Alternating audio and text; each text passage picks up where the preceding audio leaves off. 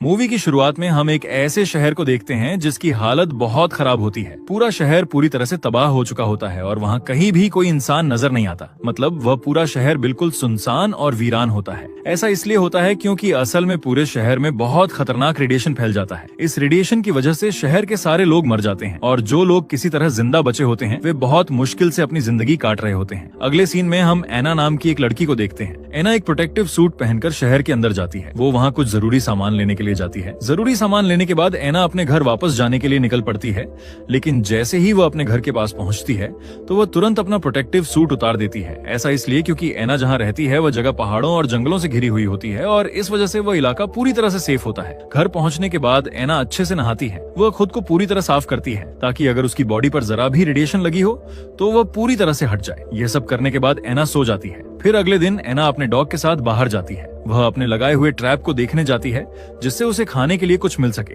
लेकिन वहां जाकर उसे पता चलता है कि उसके ट्रैप में कुछ भी फंसा नहीं होता, यानी उसके खाने के काम की कोई भी चीज नहीं मिलती। तभी अचानक एना का डॉग वहां से भागने लगता है।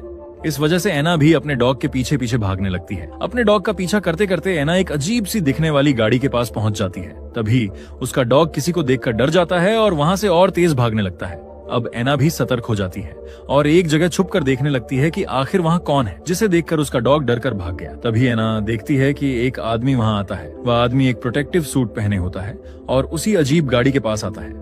उस आदमी का नाम जॉन होता है। इसके बाद जॉन अपनी एक मशीन निकालता है और उस जगह पर रेडिएशन चेक करने लगता है, लेकिन उसे वहाँ किसी भी तरह की रेडिएशन नहीं मिलती। इस वजह से जॉन बहुत खुश हो जाता है। फिर वह अपना प्रोटेक्टिव सूट उतार देता है और खुशी महसूस करने लगता है। वह आदमी बहुत जोर जोर से चिल्लाने लगता है। इतना सब होने के बाद जॉन वहाँ से आगे बढ़ जाता है। उसके जाने के बाद एना उसकी गाड़ी के पास पहुँचती है। तभी एना का डॉग उसे इशारे में अपने साथ चलने के लिए कहता है। जब एना अपने डॉग के पीछे पीछे जाती है तो उसे एक जगह पर जॉन दिखाई देता है। उस समय जॉन झरने से गिर रहे पानी में नहा रहा होता है। यह देखकर एना तुरंत दौड़कर उसके पास पहुंचती है। वह जल्दी जल्दी जॉन से कहती है कि पानी से बाहर निकल आओ, लेकिन जैसे ही जॉन एना के हाथ में बंदूक देखता है वह डर जाता है और सावधान भी हो जाता है। इसी वजह से वह तुरंत अपनी बंदूक उठाकर एना पर तान देता है। तब एना उसे शांत होकर समझाती है। वह कहती है कि वह उसे कोई नुकसान पहुंचाने नहीं आई है, वह उसे मारने नहीं बल्कि उसकी भलाई के लिए आई है। एना जॉन से कहती है कि वह इस पानी में न नहाए क्योंकि ये पानी शहर से होकर आ रहा है और उसमें खतरनाक रेडिएशन फैली हुई है। ये बात सुनते ही जॉन बहुत ज्यादा घबरा जाता है, इसलिए वह एना की बात मानकर तुरंत पानी से बाहर निकल आता है। लेकिन तब तक रेडिएशन उसकी बॉडी के अंदर जा चुकी होती है और पूरे शरीर में फैल जाती है। इस वजह से जॉन की हालत बिगड़ने लगती है और उसे उल्टियां होने लगती है। जॉन तुरंत अपनी गाड़ी के पास जाता है। वह गाड़ी से एक इंजेक्शन निकालता है और खुद को लगाने की कोशिश करता है, लेकिन उसकी हालत इतनी खराब होती है कि वह खुद इंजेक्शन नहीं लगा पाता। इसलिए एना उसकी मदद करती है और उसे इंजेक्शन लगा देती है। इसके बाद एना जॉन को अपने